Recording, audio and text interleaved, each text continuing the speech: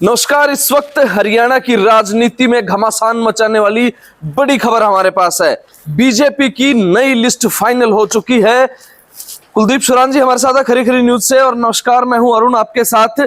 BJP की जो नई लिस्ट है उसकी हम आपको बता देते हैं कि किस किस का नाम फाइनल हो चुका है और कौन कौन अब मैदान में है। सर अरुण, हम सबको बता दें कि बीजेपी ने हरियाणा के लोकसभा चुनाव के लिए साफ तौर पर पुरानी सूची को रद्द कर दिया है और रातों रात नई सूची फाइनल की गई है और उसके अनुसार 5 सीटों पर बीजेपी ने अपने प्रत्याशी फाइनल कर लिए हैं। ये खबर हम आपको सबसे पहले बता रहे हैं। आप ज़्यादा से ज़्यादा इस खबर को शेयर कीजिए। हम आपको बता दें कि अंबाला सीट के ऊपर बंतो कटारिया का नाम फाइनल हो गया है। जी हाँ, पूर्व सांसद और मंत्री रतनलाल कटारिया की पत्नी बंतो कटारिया का नाम अंबाला लोकसभा सीट के लिए बीजेपी ने फाइनल कर दिया है। अब बात करते हैं फरीदाबाद सीट के लिए। फरीदाबाद सीट के ऊपर मंत्री कृष्णपाल गुर्जर का नाम बीजेपी ने फाइनल कर दिया है। उस सीट के ऊपर विपुल गोयल की टिकट की हसरत पूरी नहीं हुई है और बीजेपी हाईकमान ने लगातार तीसरी बार कृष्णपाल गुर्जर को अपना प्रत्याशी बनाया है। इसी तरह से गुरुग्राम सीट के ऊपर भी आपको बता दें कि राव इंद्रजीत सिंह का नाम फाइनल हो चुका है। वह भी तीसरी बार बीजेपी की टिकट पर चुनाव मैदान में उतरेंगे और जीत की हैट्रिक बनाने के लिए ताल ठोकेंगे। उसके बाद रोहतक सीट के ऊपर आपको बता दें कि अरविंद शर्मा का नाम फाइनल हो चुका है। सिर्फ एक बात मान सकते हैं कि बाहर से कोई बड़ा सरप्राइजिंग फेस आ जाए अलग बात है। बाबा बालकनाथ का नाम भी कट गया है, विनोद शर्मा का नाम भी कट गया है और अरविंद शर्मा फिलहाल इकलौते चेहरे बचे हैं। अगर ऊपर से कोई पैराशूट का नाम अंतिम समय में आया अलग बात है, वरना सिर्फ अरविंद शर्मा ही इस सीट के लिए बचे हैं। हम आपको यह भी बता दें कि करनाल सीट के ऊपर एक बड़ा फेरबदल बीजेपी की लिस्ट में हुआ है। वहां पर संजय भाटिया के साथ साथ अब कुलदीप बिश्नोई, जी हाँ ध्यान से सुनिए, कुलदीप बिश्नोई का नाम अब करनाल सीट के लिए सबसे ऊपर हो गया है। यानी संजय भाटिया की टिकट कटेगी और कुलदीप बिश्नोई को वहां से टिकट मिल सकती है। सर एक चीज पूछनी थी, कुलदीप बिश्नोई को क्यों यहाँ पे लाया जा रहा है? कुछ और बड़ी मार्किंग है बीजेपी की? हाँ, बड़ी मार्किंग ये है अरुण कि बीजेपी ने हिसार सीट के लिए जहां कैप्टन अभिमन्यु का नाम फाइनल कर दिया है, वहीं पर वहां के बड़े चेहरे यानी कुलदीप बिश्नोई को करनाल में शिफ्ट करने का फैसला किया है। करनाल सीट पर सिर्फ 2 ही प्रत्याशी बचे हैं, संजय भाटिया वर्तमान सांसद के तौर पर और पहले विकल्प के तौर पर कुलदीप बिश्नोई का नाम करनाल सीट पर फाइनल हो गया है।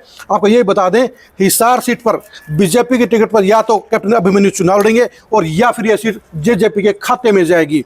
जेजेपी को जाने के अभी 50-50 चांस हैं। अभी स्थिति उनके लिए क्लियर नहीं है, लेकिन बीजेपी अपने 10 के 10 नाम फाइनल कर चुकी है। सर एक चीज रह गई रोहतक लोकसभा के लिए। आप अरविंद शर्मा का कह रहे थे, रणदीप हुड्डा का भी बहुत गजब की चर्चा है। नहीं, मैंने आपको ये बताया कि पैराशूट के तौर पर कोई नाम आ सकता है, तो पैराशूट के तौर पर रणदीप हुड्डा बीजेपी के टिकट पर रोहतक से चुनाव मैदान में उतार सकते हैं। और इसी तरह से सिरसा लोकसभा सीट के ऊपर अशोक तंवर और बलकौर सिंह का नाम फाइनल सूची में बना हुआ है। ये कह सकते हैं बीजेपी ने पूरे हरियाणा की सूची को लेकर फाइनल रूप दे दिया है। और सोनीपत में भी सिर्फ 2 नाम ही चर्चा में है, या तो योगेश्वर दत्त को टिकट मिलेगी या फिर अरविंद शर्मा रोहतक से शिफ्ट होकर सोनीपत में आएंगे।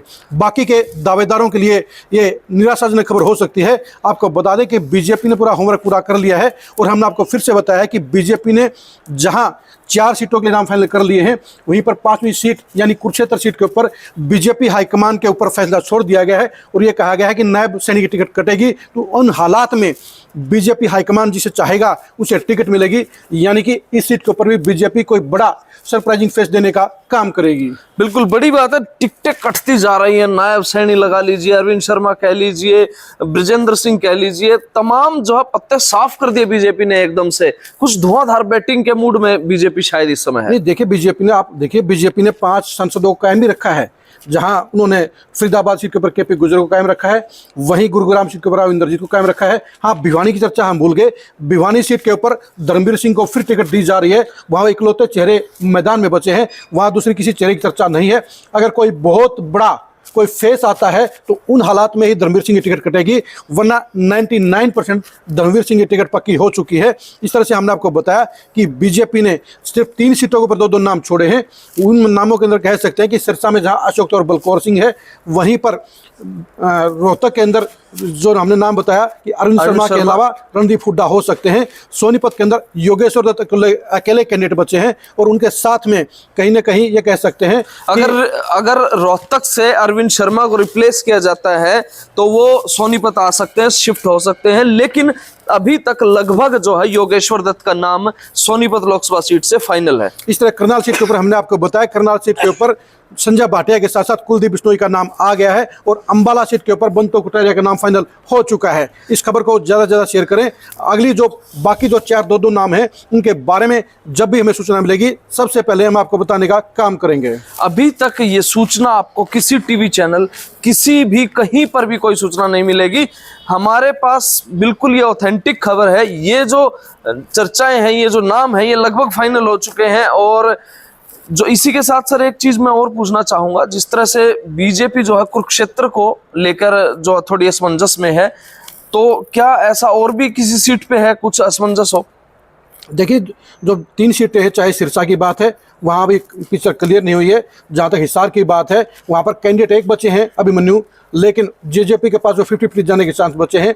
इसी तरह से आप कह सकते हैं कि रोहतक और सोनीपत को लेकर भी बीजेपी कन्फ्यूजन में है। जहां रोहतक के अंदर अरविंद शर्मा का नाम फाइनल है, लेकिन वहां पर रणदीप हुड्डा की एंट्री होती है तो अरविंद शर्मा को फिर सोनीपत शिफ्ट किया जा सकता है। वैसे सोनीपत में अभी सिर्फ योगेश्वर दत्त का नाम ही फाइनल सूची में डाला गया है। बिल्कुल, तो इस खबर को ज्यादा से ज्यादा शेयर कर दीजिए और आप हमारे प्लेटफॉर्म्स खरी खरी न्यूज और K9 मीडिया के साथ चिपके रहिए, ताकि आपको पूरे हरियाणा की लोकसभा की हर एक छोटी से छोटी अपडेट और बड़ी से बड़ी खबर भी वो मिलते रहे। नमस्कार।